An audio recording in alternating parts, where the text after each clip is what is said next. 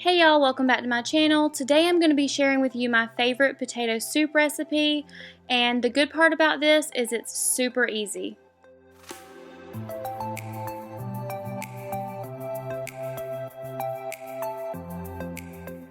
So the first thing you're going to need is some shredded hash browns. I usually buy the ones in the red bag, but they were out this day, so I just went ahead and got the Great Value brand. It tastes exactly the same.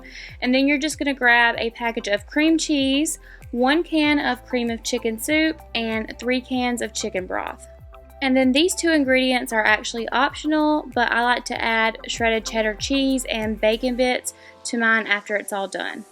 So first you're going to go ahead and add the hash browns to your pan.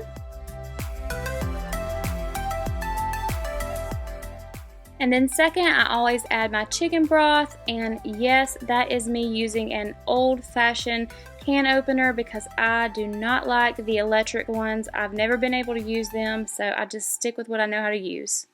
And then you're just going to go ahead and add your cream of chicken, and after you do that, you're just going to go ahead and stir it all together, and you're going to bring all of those ingredients to a boil. You're also going to want to stir frequently so the hash browns do not stick to the bottom of the pan and burn. And then you can go ahead and add in your cream cheese. I like to break mine up before I add it. It just makes it so much easier to melt. And then you're going to cook it like this for about 20 minutes. Let it boil, stir it frequently still, and just wait for it to turn completely white and melt all the way. And once you do that, it's going to look like this.